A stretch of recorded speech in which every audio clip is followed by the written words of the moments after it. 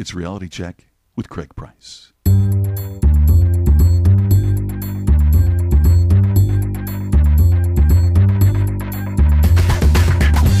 I'm an idiot. 4 minutes in and I'm already wrong. I'm like a monkey. Hello, look at me. Craig, shut up. Hey, I need you guys to do these things. You're like a beautiful mind. I'm more like Forrest Gump. So welcome to another Reality Check with Craig Price. Got a great show for you this week. Retired Naval Officer Chip Lutz joins me to talk about service.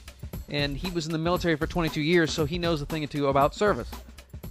And I think that's, with the anniversary of the 9/11 attacks, I think that's the most important aspect of what happened on that day that we need to remember. We need to remember about all the service that was given on that day. You can think about the police officers, the firemen, the EMTs, who, while people were running out of the towers, they were rushing to the towers to save people. And the amount of people who died that day could have been a lot more if it wasn't for the fact that we had those people helping and giving service and ultimately giving their lives on that day to save hundreds of thousands of others.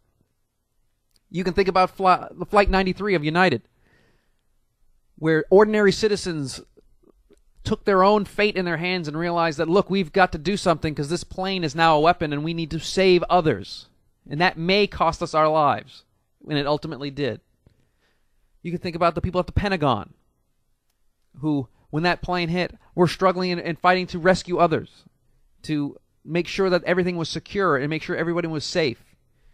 Every instance of what happened after 9/11 is about service. And I think that gets lost on a lot of people. Then we went into war, and whether you agree with the war or not, I don't care right now. What I do care about is that we had people volunteer to serve in the military. And they gave their lives, their bodies, their souls for the defense of the rest of us. And there's no higher form of service than sacrificing yourself for the entirety of society. So if there's one thing you take away from 9/11, please remember about the service that happened that day and continues to happen. And my small, tiny bit of service to you today is to give you Chip Lutz.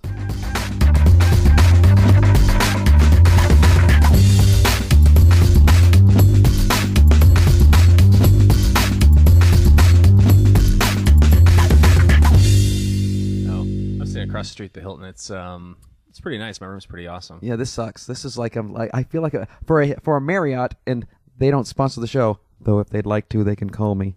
Right, since they haven't paid a dime, this is the most expensive, crappiest Marriott I've ever stayed in here in lovely Anaheim. Yeah, I saved $400 just by staying across the street. Really? It was amazing. I went on I don't want to say Orbitz or Expedia earlier in the week because I originally had reservations here, and I thought I'll check it out, and I was like, really, $400 cheaper? And Jared is, Jared Meyer? Yeah. Jared's down the street at the Courtyard for like half price. Really? Yeah, he's nice. I got screwed, but I had to be where everybody was, so exactly. It'd be inconvenient. So think of the money I'm investing. Come down the street and see me. Yeah, just don't worry. If you trip over the homeless, just keep going. Exactly. I'm one hooker to the left. One hooker to the left. And so I'm here with Chip Lutz, and Chip is... you do a lot of work with the military families, right? And you have a military background. I'm retired Navy. Oh, okay. I retired 3 years ago after 22 years of service. Wow. And so, what made you decide to go into the Navy? I mean, did you want to be trapped underwater? Well, this is kind of the way it worked. I'm the youngest of 6 kids. I had 2 brothers in the Navy, and so I didn't really see any other options because I knew that they would pretty much kick my butt if I had chosen a different service. Well, the fact that you even went into the service, because when I was a kid, I come from not a full-fledged service. My dad was in the National Guard, and my brother was in the National Guard, and I have an uncle who was a brigadier general. And I remember when I was getting ready to graduate high school, he sat me down and he said, Craig, as a general, it's my obligation, and I feel it's my duty to tell you that the National Guard, the military, any of the branches of service, with the exception of the Coast Guard, but any of the branches of the military is a great way for young men and women to find a skill set and find things within them that they didn't know they had, to make themselves better, to find direction. Right. For you, I don't recommend it. See, mine was more of a, I joined in the mid-'80s, and where I grew up in Middle America, everything closed down in my hometown. Hiram Walker's closed down, Pabst Brewery closed down. Caterpillar laid off, and so out of 600 kids in my graduating class, I got voted class clown. So my old man pretty much said to me, he's like, 600 kids, you got voted class clown. I don't see myself paying for your college. So you got basically two options. You can rot in the gutter or join the military. I thought, hey, that military thing sounds pretty good. I was going to say, screw that. I'm going to do both. You wait. I will show you. I will drink myself into oblivion and get every STD possible. I will overachieve. I will show him. I will join the military and then come home and live in the gutter. Exactly. So how do you like the Navy? Because my great uncle was in the Navy. He was D-Day and the Murmansk run to Russia, where the U-boats were, and they had nobody helping them out, and Pearl Harbor, all that good stuff, all the great stuff, all the good places he went. He loved it. He always told stories about fighting British sailors in London and when they're on leave and all these great things. So where were you stationed? Where'd you go? Where did I go? Not as many places as my brothers went. Azores, London, Aruba, some other places. I did a lot of stateside stuff. It's for me, I look at it like this caveat: all service is good service. Sure. And that, especially now being a retired service member, when you retire, nobody really cares about what branch you were in, except for the people that were in your branch. It's just that, it's a life of service, and you're just saying you're subscribing to a way of life. And for me, the Navy was a good choice, and I enjoyed, I never had a job where I woke up every morning and I thought, oh my God, I got to do this. But, what was really great is the people were so fantastic that, I worked with what I think were some of the best leaders that the world had to offer. I worked with some of the best, in the Navy, we call people shipmates, as far as like friends, best, workmates, shipmates that you could work with, just fantastic people day in and day out. That increased my depth of knowledge and helped me develop, personally and professionally. So, I've always had a massive respect for the military, not because of, just because of my brothers, my father and my uncle, but the fact that he told me not to go in because he knew that I'd be the smartass that they would beat the crap out of. That my ability, and I know you go, oh no, they will work on that, and you will get over that. I know I wouldn't have. Oh, I don't know, because I was quite a smartass as well, and so. But you're a big guy too. You're not. Well, you're no, not. I like wasn't. See, I grew up a fat kid, so my first day of boot camp, I'm standing there. Oh, and, man. You're in your swim trunks and you're getting ready to stencil all your name on your clothes, and the company commander is kind of like a drill sergeant, but it's in the Navy. He's like, "Hey, fat boy," and I was like looking around. I was like, "Yeah, you're gonna lose that spare tire while you're here," and I was like, "Yeah, I'm gonna lose it while I'm here." And so, I mean, I had to lose it. But the military does things that I know I couldn't do, or at least I don't think I have the. You'd be surprised. No, I would be surprised, but I mean that appreciation I have for them, because in my mind, I don't think that's stuff that I would do or would want to do, or but the fact that they do it and they do it proudly, and regardless of whether you believe the war is right or wrong or whatever you think, but the fact that they do that and they sacrifice their lives to the rest of us, I've always been like, hey, like I said, I wouldn't want to do that. God bless those that we have those doing that. Right. And so that's what kind of amazes me with the young kids that I meet today, that they're 18, 19 years old, and like for you and I, 9/11, was kind of like yesterday. That in our mind, it was 10 years ago, but I mean, it's very vivid to remember. Oh, I used to work in the South Tower, so I'm well aware. You meet these kids that are 18 and 19, and that 10 years ago for them, they were 8 or 9, but yet still they chose to raise their right hand and swear the oath and enlist. And it's always very humbling to me that knowing that a war is going on, knowing that they're going to be deployed, knowing that their service is going to be different from other people's, that they still chose that route. Right, as a country with a volunteer army, it is kind of amazing what goes on. So you joined the Navy, and then you decided to stick it out, right? Because the Navy, what kind of term do they have? You sign up for how long? 4 years. When you first sign in, you did 4 years, and actually most of the people, because you and I think are pretty parallel in our smart assedness and the way that we look at things. And so everybody that I worked with my first tour had me pegged as a in and out in 4. They didn't see me staying around longer than 4 years. Right, because you felt that was your only option, and now that you're here, he doesn't want to come back. Well, it's kind of like Richard Gere in Austrian and Gentleman. I had no place else to go, so it was. Oh, I thought Lou Gossett Jr. was going to do something to your skull. I want your DOR. No, so it just it worked out well for me as far as education. I mean, the military, pay for my undergrad, pay for my master's. I look at it from the terms of, by the time I retired, I'd had 2 command tours, where I was commanding officer. I'd been in charge of a security department of, that was responsible for the safety and security of 25,000 people on 6 different naval installations, multi-million-dollar budgets. I had the opportunity to have experiences that most people my age, at 40 years old, had never had to have. Or would never, get, and that's, simply because I would always just volunteer. That if, whenever there's something needs to be done, in the military, if you say, hey, I'll do that, there's always somebody will say, okay, well, go do it. Yeah. Yeah, it's not like in the corporate world where if someone says, I'll do that, no, I'll do that, because they want to show something. That's like, let him go do the crazy Exactly. stuff. There's more like, hey, I'll do that. Oh, and everybody else is like doing the whoosh. Holy shit, I'm glad that he said he's going to do that, because I sure as hell didn't want to. And what was your job in the Navy? My first 11 years, I was I spent my first 11 years as an enlisted guy. And I moved up the ranks pretty quick. And were you like a sonar tech? Were you? I worked in administration. I worked in personnel. I worked for the commanding officer on a couple of different, railroads with different projects. And then I switched over. I went through officer candidate school at the 11-year mark after I made chief petty officer in the Navy. And as an officer, I originally got commissioned as an intelligence officer. After that, I had tours as tours as commanding officer at 2 different shore facilities. I was director of security for Naval District, Washington D.C. During 9/11. So that's why I want to talk to you about that. Yeah, it was It was an interesting time in the National Capital Region. Were you working at the Pentagon? No, I worked at the Navy Yard.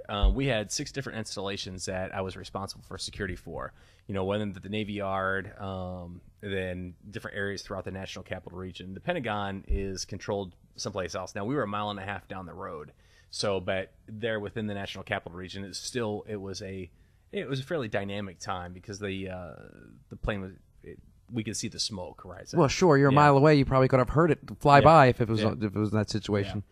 Yeah. And I being a military person on that day, that's something that you didn't have. A lot of people never even had to go to war. Maybe the Iraq conflict in '92 for I don't know how long that lasted, like 6 months. I don't know how. It was like as far as after 10 years of war now, the first Iraq in '90s is a blip. Yeah.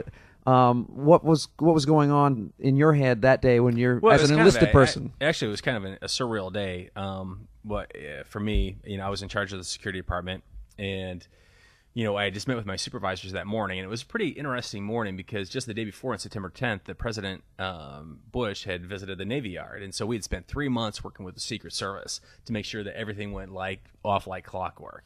And it went off like clockwork. And it was just like we had a big slap on the back session. We were like, oh, man, it was great. Everything went fantastic. And I got done working with all my supervisors. I had 8 different divisions and 3 different police precincts that worked for me. And, we were just, kind of, rehashing the events of the day. And, they left and I went to see my boss. And I got a call over my radio saying, hey, I need to get to the Emergency Operations Center right away. And so I went to the Emergency Operations Center. And they had on the big TV screen in there the first plane hit.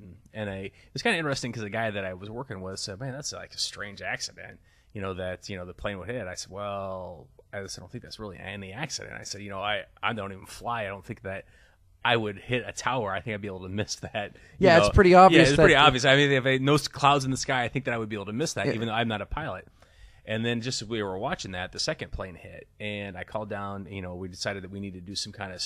We needed to up our security posture there, and so I called down my supervisors that were still there on station. And I said, "Hey, stay right there. We're going to see what we're going to do." And so, I went down there, met with them. We devised a plan of what we're going to do for our 6 installations in the National Capital Region to kind of up our security posture a little bit. And I was just leaving, and I got a call over the radio about the Pentagon getting hit, which was just a mile and a half down the road, and that was so close. We just decided that we were going to go to the maximum.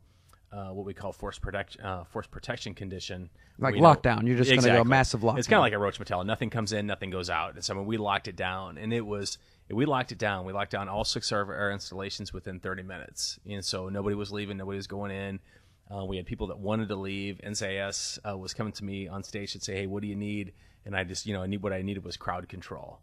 that, we had people that wanted to go, and, they were coming to me as like, well, can you guarantee a plane's not going to hit, our building? And all I really was said to them was, well, only thing I can guarantee to you is that you're not leaving this station.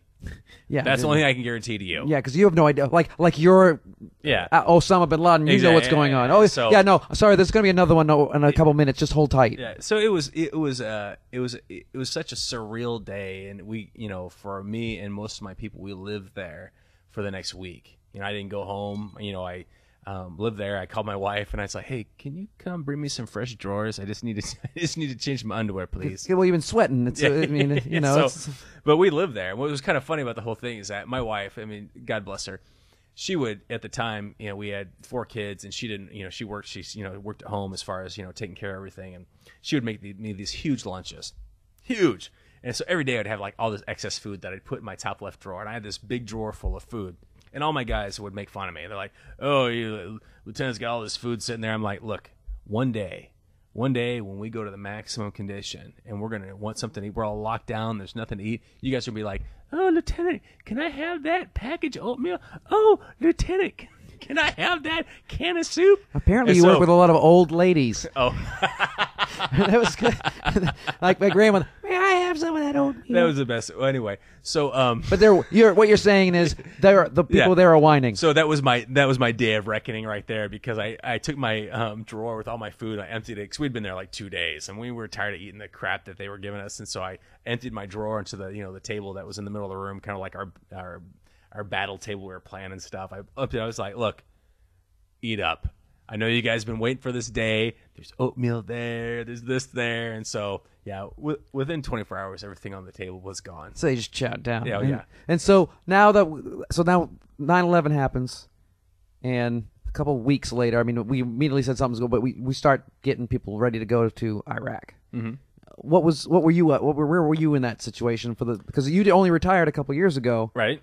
It's been going on for quite a while, so obviously there was several years where you were working in not necessarily in Afghanistan, but you were working in a wartime environment, right? Which not a lot of people, not a lot of people except for the last 10 years have done. They don't really understand. Like my brother was in the military, but he got out before 9/11. He got out in the late 90s, so he doesn't know what it's like to be in a wartime condition in the military. He knows what it's like to be, sitting around doing drills and doing things like that, but not actually living every day under that kind of not necessarily fear, but under that stress. So you're asking, what was it like? What was it like for the next couple of years after that, as a member of the military? Where any day you could be shipped off to the Persian Gulf. Well, the next year was fairly intense there in D.C. In the security job, because everything that we had planned for was completely different than what actually was, and how we planned for and executed different security plans, how we ensured the safety and security of the people that we're responsible for. And then when I transferred from there, things were still, much, much different. Within the Navy, a lot of people don't realize that we've got a lot of Navy people on ground, with the Army in Afghanistan, Iraq, Horn of Africa. We've got people, we have sailors doing non-sailor things. Well, how do you think they got there? Exactly. Yeah. Well, and that's just it, is that, like my next job is commanding officer of the Navy Reserve Center in Wichita, Kansas, which is kind of odd, Navy in Kansas. But we actually have a 50-state presence. But, a lot of my sailors, had to go overseas, and so we had to train them to go overseas and be ready to, work with the Army. My brother, who's also a Navy reservist, sailor, he spent a year boots on ground with the Army in Afghanistan after 9/11, and that it was different for us, because for us, within the Navy, we've always been forward deployed. That's just what we do. That no matter what's going on worldwide, we're usually first on scene, because we've always got ships out there, we've got planes out there, we're always forward deployed. But, in this kind of instance, we've got sailors doing non-sailor things, so it's a completely different training pipeline for people and a much different dynamic for our people. But that's what's kind of nice about, where we are now, kind of as a joint services, is that we're becoming a lot more integrated, a lot more used to working with each other, and that what we call the term is purple, like, Navy blue, Army green, that, we're becoming a lot more purple in how we do things. Yeah, there's no longer, the Army's going, oh, the Navy's just our text. They just drop us off. We do the real work. And the Marines are like, oh, we're the frontline guys. Yeah. You guys are I remember the comment of the Marine Corps saying, like, I remember this not so long ago, saying, Armies don't win wars. Marines do. Yeah, exactly. and so there's a transition there, because I wanted to talk about your background because I think it's extremely relevant to what you're doing now. But right. So how did that background prepare you to be what you're doing now? Because you said you were a smartass, right? And one of the things you specialize in, and in fact, aren't you currently the president of the Association of of Applied and Therapeutic Humor? Yes, of humor. Yes. So explain what that is. Because applied therapeutic humor sounds like you're going to rub like some kind of salve on me. And you know what? It's a lot like that. It's a humor salve that we know. You're not actually going to touch me and rub me, are you? Well, not only if you ask me and give me $10 afterwards. Yeah, no. But okay, I'll take $5. Anyway, great. I have 2 5s. We'll work it out later off air. But. Well, that's a lot of humor is that universal bond for people. To me, anyway. I mean, I don't view myself as a humorist. I don't view myself as a humor professional. I mean, I view myself as somebody that gets a joke and appreciates the joke. That for me, humor has always been that tool for me that's helped me cope with different things in my life, helped me connect with other people, helped me carry on when things are really, really tough. And that to me, that's therapeutic humor. That if I can find the humor in a humorless situation and share that with somebody else, I mean, that situation doesn't own me, I own it. That if I have the ability to laugh about something, then I've got the power over that. And for me, that's a lot of what our association is about. That for our association, it's kind of eclectic in that it's hard to market to our people because we have doctors, we have nurses, we have educators, we have speakers, we have all these different people in all different walks of life that appreciate humor and use it to help people connect and cope and carry on when things are bad. That for a lot of us. For me, being the youngest of 6 kids, a lot of times, and even in high school, I was always kind of like the outcast. But within the association, all these outcasts then become the norm. It's, fundamentally some of the greatest people I've ever met in my life that just, care so deeply about others and really, work so hard to serve other people in such an amazing way through, clowning or helping them see the lighter side of things or through laughter or, whatever their shtick, so to speak, is, they work really hard to do that. For me, as a retired naval officer, it's kind of interesting that, looking back, it certainly was a theme throughout my entire life on, humor and helping me to lead other people. That for me, it wasn't like the only thing, but it certainly was a really awesome tool to help me connect with the people that were around me. And that for me as a leader, if I could laugh first, it gave other people the permission to laugh as well. Yeah, you know this if you're at a corporate event and you're speaking and you say something funny and the head dude is in the room. It's like the White House Correspondents' Dinner where you got the president sitting right next to you. Right. Everybody's looking at him anyways. Right. So if he laughs, if he's there and he's going to laugh and help you out, that's going to be that gives everyone else permission to laugh. Right. Not because they're subordinates, but because he's the most important person in the room in their mind. It's the president. Right. So it's very similar with the association meeting. If you can, I go right for the president of the companies usually, or the board members or of the association. Because I like to. I'm kind of sarcastic and I go after I'm a little more cutthroat and direct than a lot of the speakers that you may run into. And somehow I'm able to get through that without offending anybody so far that I am aware of. Right. Maybe wait a minute. There's that one time I haven't heard from them in a while. But it really makes a big difference when the person in charge can take a joke. Right. I find it humanizes them, and I find that if you can get a leader who really actually realizes that being part of the joke helps them. Oh yeah. I mean, well, and that's what I think a lot of people don't really get, when they shift into the leadership role is that, for me, I grew up a fat kid, so I was used to laughing at myself. I was used to used to find the humor, especially with, being the youngest of 6 kids, is that you either had to be tough or funny. And so, if you were, you could find the humor in something or you could laugh at something, then normally you weren't going to get the hell beat out of you. Yeah. So, that was my defense mechanism. My big defense mechanism on, and not have my brothers, beat the hell out of me all the time. So do you still have them do that when you get ready to go speak?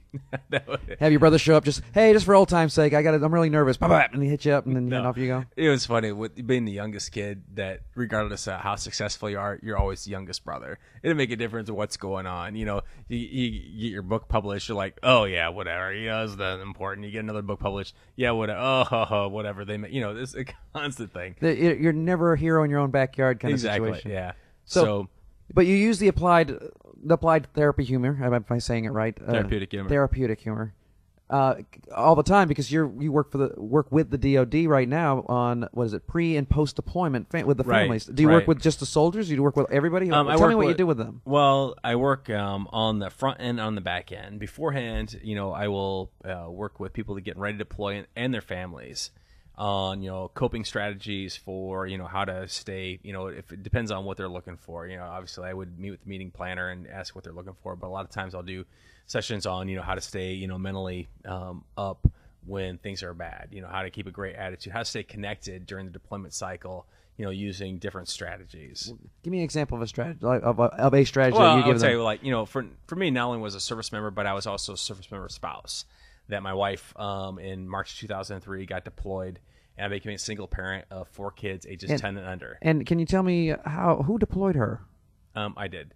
Yeah, she was one of the reservists. It was kind of a surreal situation because March 2003 is when we went to war with Iraq, and I was making a lot of life-changing calls to a reservist saying, hey, it's your time, this is what, and I had to call my own wife to let her know that it was her time. And it's she could tell just by the sound of my voice that something was a little bit different when I called her that morning. And she was just like, I'm getting deployed, aren't I? And I was like, yep. Oh, I thought you were going, are you punking me? No. Well, what's funny is that in the Navy at that time, we were doing 3-day notifications. So in less than 7 days, I became a single parent.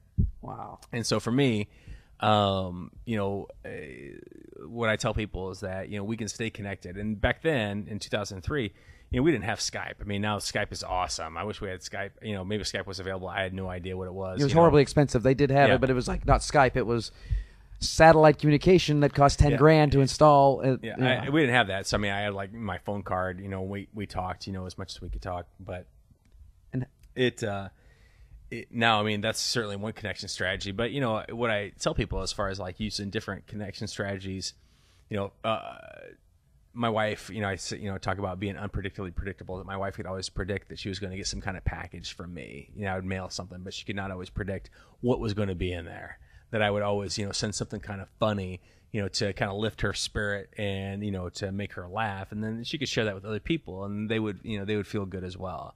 In the same respect, she would do the same for me. I made the mistake one time about, I was missing her a lot, and I was like, I just really miss your smell. So she decided that she was, she packaged up a T-shirt that she had worn for an entire day in the hot sun and mailed it to me. And then sounds like something a Japanese businessman would do. Exactly. When I got it and I opened it up after 2 weeks in the mail, I was like, I didn't miss her smell so much. No, it wasn't that smell. It wasn't the I just worked for 9 days smell. Yeah, it was but it was those kind of funny things that we would do back and forth to kind of lift each other's spirits and to kind of stay up. And so on the pre-deployment side, we talk about that. On the post-deployment side, we talk about the same thing, that there are a lot of things that we can do that, for me, the way I look at laughter is that one thing that helps us connect more than anything else. I read an article in Psychology Today not too long ago that talked to, they did an interview with successful couples. Couples have been married over like 50 years, and they said the one thing that really helped them, get through trying times was their ability to laugh. Not that they were laughing at that certain situation, but they were able to recall something that was funny and they were able to laugh about that helped them kind of just, make that shift from that situation just to get over the hump and get back down to business. And I think that's really, kind of the message that I share on the post-deployment side is that, that is our choice. That we can focus in on all the things that are, different, because things are much different. When you come back from deployment, you're talking about a year. A year is a long time. I don't think most people get that I mean, it's a year boots on ground, which means that your ticker doesn't start until your feet actually touch the ground, wherever you're going to go.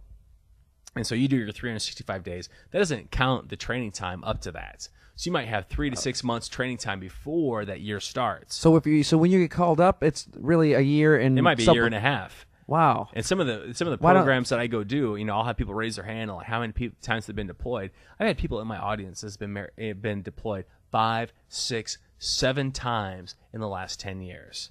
Yeah, they just keep going back and back. And honestly, some people, some deployments are shorter than others. Might not be a whole year, but I tell you what, it doesn't make any difference. It doesn't make a difference if the deployment is 1 month, 3 months, a year. Things change. People grow, people change. Things are different.